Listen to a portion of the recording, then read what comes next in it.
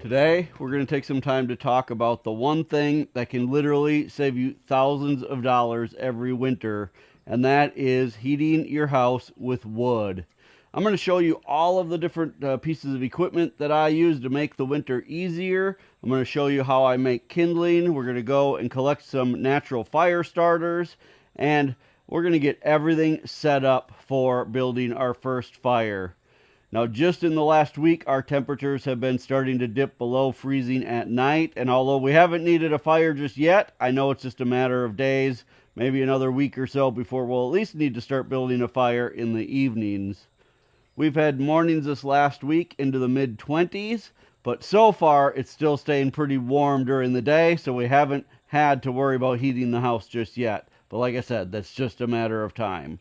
So the first thing that I want to go over are the two things that I just brought up onto the porch here. And these are two things that make life so much easier if you're going to be heating with wood. The first is a firewood dolly. For years, all I did was carry everything by hand. And then just a few years ago, I got this dolly, and this has been an absolute lifesaver. In just a few minutes, we'll take this out to the wood pile, load it up, and I'll show you what a dream it is to be able to bring your firewood up with one of these dollies. The other thing is a good firewood holder. Now, this one I just bought on Amazon. It stays here up on the porch, and it can hold quite a bit of wood. For us, this is usually about 5 days, 6 days worth of wood. So between this and what I can keep right here on the dolly, normally gets us through about a week worth of wood, depending on what the temperature is, of course. Now, here in southern Missouri, we're not as cold as, it is in Wisconsin or Minnesota, Canada, places like that. So we don't always need to keep a fire going 24 hours a day. For much of the winter, we can get by with just creating a fire in the evening, having it burn through part of the night, and then maybe starting it again in the morning, depending on how cold the house has gotten overnight. But let's head out to the wood pile so we can load all of this up. This is going to be the first thing that we need to get ready for this year is making sure that we have a good supply of wood here under the porch where it's covered, so that even if we get rain, we have a good supply of dry wood. So this is the wood pile that we're going to start with for this year. You can see I used part of this wood pile last year. In general, we go through about 2 cords, maybe a little over 2 cords of wood per year. I've got about 4 cords stacked up right now. Now, I'll be real honest with you guys, I don't cut all of my own firewood. I do cut some myself, but with everything else that we have going on around the homestead and the farm, I just don't have time to cut all of my own firewood every year. So typically I do end up buying some. Now, a lot of the wood that we have currently is still from when we had to cut down some big trees to put our house in.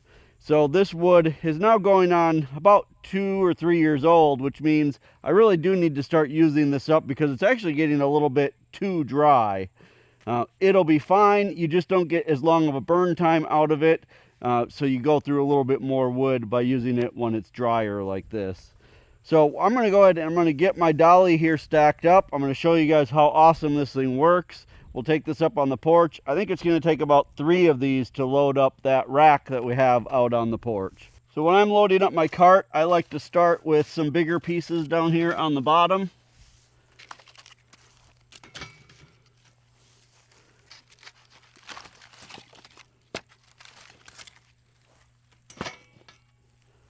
And I try to do a mix of big pieces and small pieces. That way, when we're making a fire, we have a good mix to burn through. Pieces like this, I'll kind of set off to the side. We will burn those. Those will go in, later in the night when we want it to burn a little bit slower. But they don't fit very well on the cart.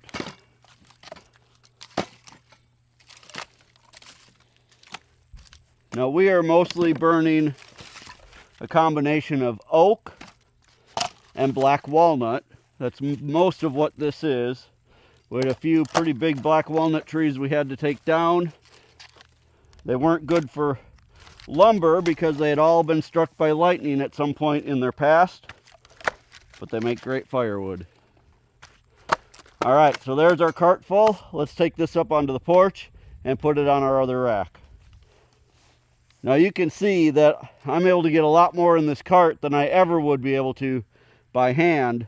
And this way I can just tip it and take it up onto the porch.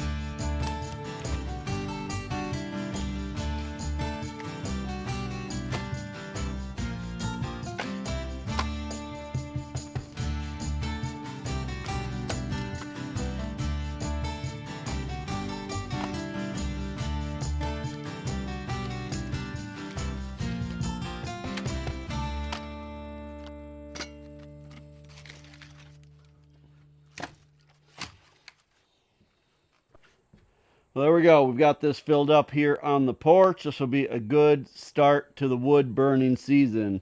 Typically, I'll fill this rack up, and then whatever doesn't fit, I'll just leave right here on the cart. If I know we're about to get a big snowstorm or an ice storm or something like that, I'll fill this all the way up, and I'll fill the cart all the way up. That way I know up here under the porch, we always have a nice supply of dry wood. By doing this, I don't even cover my piles outside anymore because I can always just bring this up a few days in advance, and even in the winter, this will dry out plenty by the time I need to put it in the fire. Now the next thing we need to do is go make some kindling. I'm going to grab my kindling bucket and I'll show you how we make kindling. The way that I make kindling is with a manual kindling splitter here. I'll leave a link to everything that I'm showing today in our Amazon shop for you guys. But this thing is awesome. I bought this a couple years ago and it has worked out really, really well. Basically, it's a 5-pound hammer. There's like a knife blade here, kind of like an axe head almost right here. Basically, the way that this works is you just take whatever piece of wood you want to turn into kindling, set it on there, give it a few taps, and it'll split right into smaller pieces. So I'm going to just do this, and I'm going to fill up my container here. You can do a variety of sizes. Because our wood is so dry right now, I don't need super small pieces. These are going to light up really easily, especially since I'm going to store them in the house. So I'm going to just split a bunch of this until I get this container completely filled up.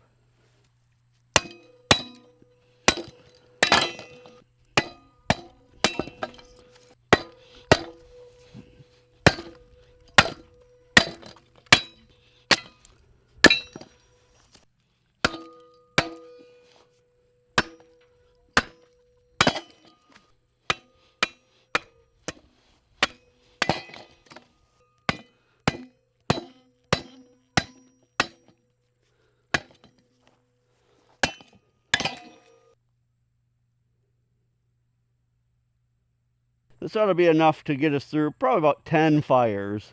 Normally I use 3 or 4 pieces every time I start a fire, along with some natural fire starters.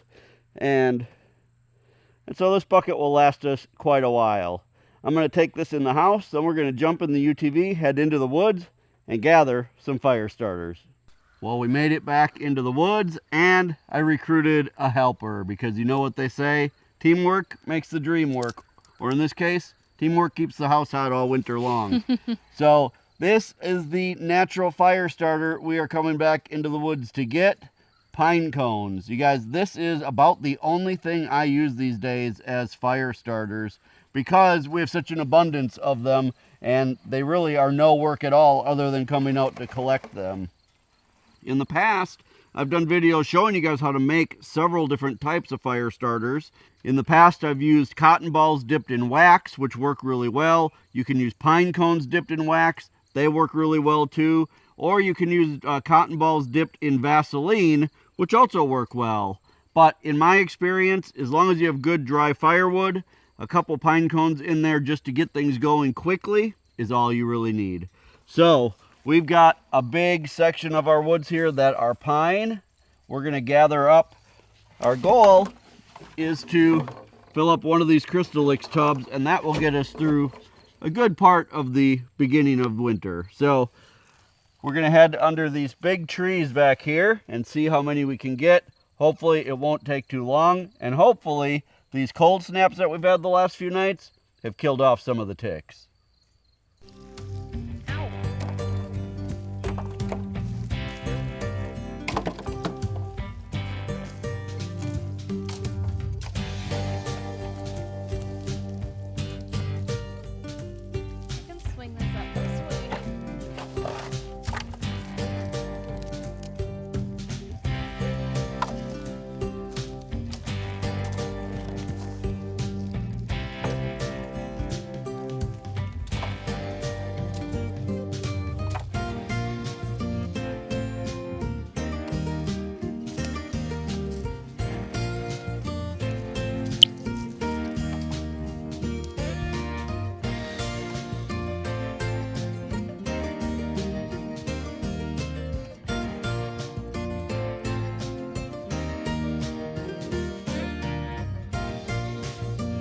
We came deeper into the woods to a spot where I knew there were trees with a little bit bigger pine cones.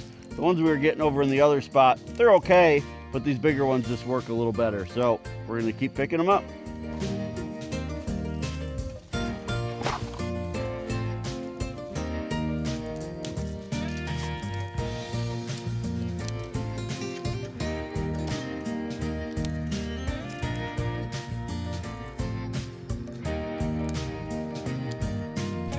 Look. What? A bunch of wild grapes.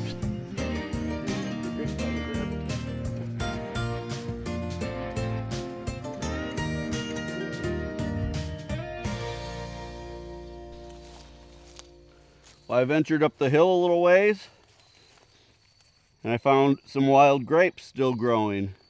These are the only wild grapes we found all year. All the other ones the birds have gotten, but these are really good. Even though we've gotten some frosts, apparently these never froze.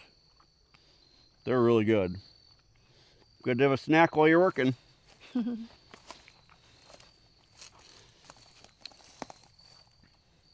One final tree that we're going to get some pine cones off of. I actually found this tree when we did our recent video where we were foraging for persimmons. If you haven't seen that video, go check it out. But look at this tree, you guys. I don't know what variety of pine tree this is, but it is just massive, and there are so many branches just going in every direction. It's really pretty awesome. It's hard for me to believe that, like, in an area like this, we're on the side of a hill basically, and it's like solid rock. There's really like no soil, and yet a tree this big can be growing basically out of solid rock. It's just pretty amazing. It also has nice big pine cones, so that's why we're here to pick it up, because our bucket is almost full. We're going to fill it up, and then we're going to get back to the house. We're back up at the house. We've got our firewood all situated. We've got our bucket of pine cones that we just got out in the woods. These will be a great start to the season as far as fire starters go.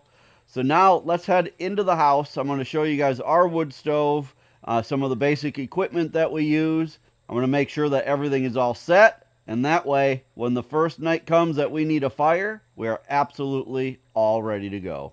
Well, this is our wood stove, and the brand on our wood stove is called DS Stove. Now, we're in no way affiliated with them, but this is a stove that we purchased here locally from a local distributor, but it's made in Pennsylvania, and this is actually an Amish-made stove.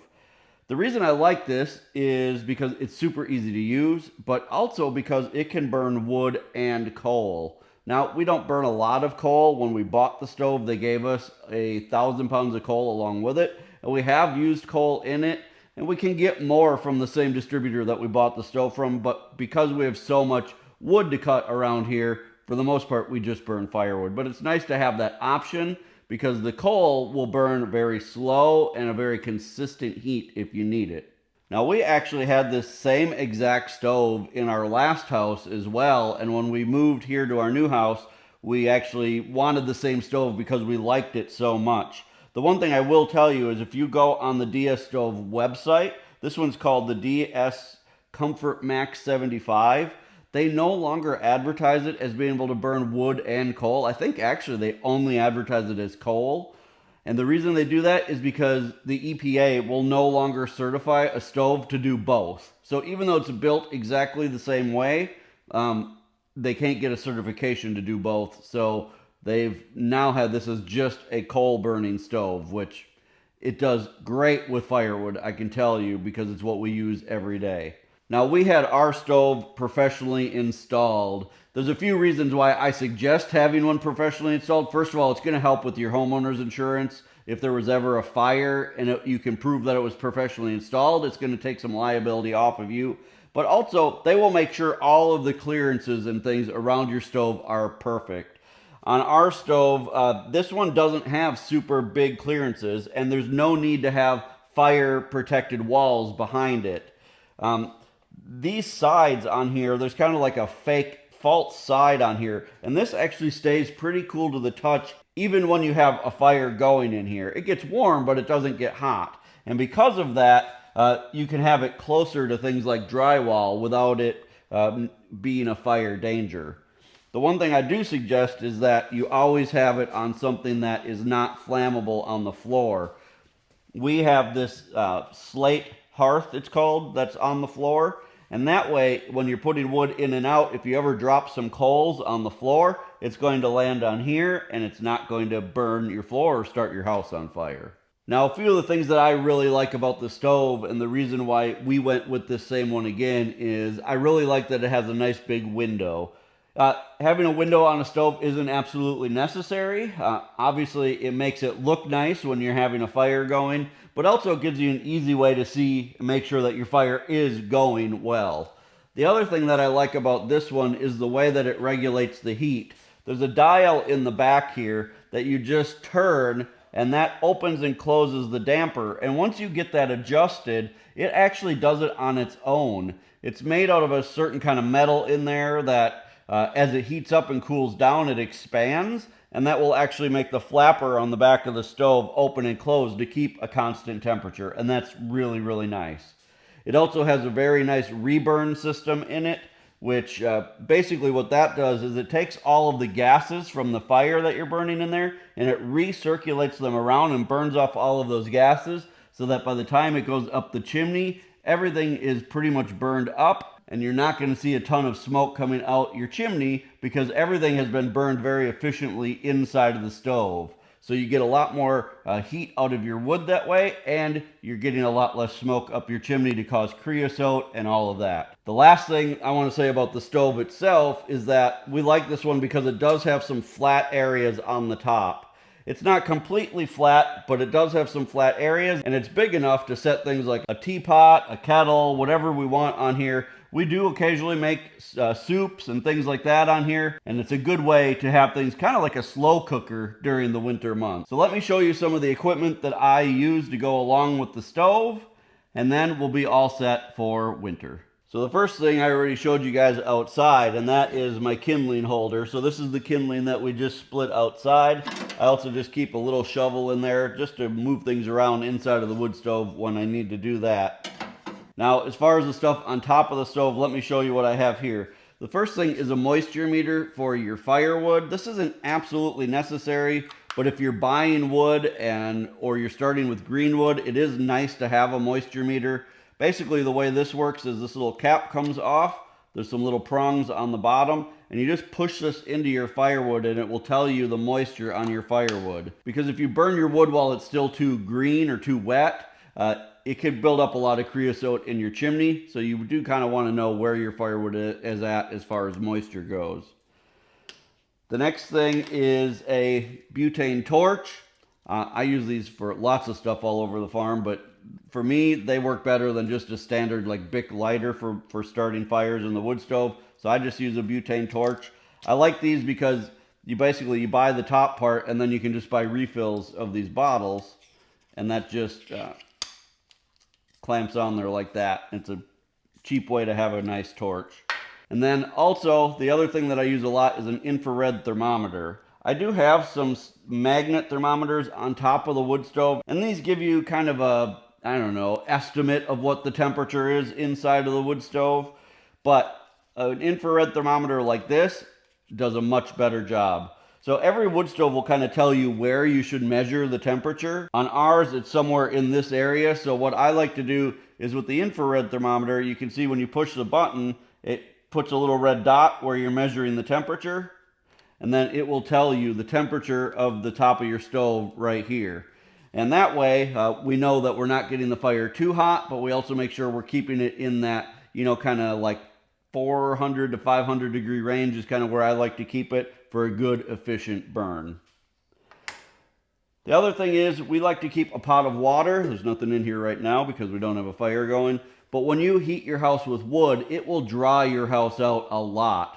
So in the summer, we run a dehumidifier in our house to keep the humidity low. But in the winter, we always keep a pot of water on top of the wood stove just to put some humidity back into the air, because the wood stove really will dry things out a lot. Couple last things here. I like to keep some newspaper handy just to help get fires going. And then the last thing is this right here.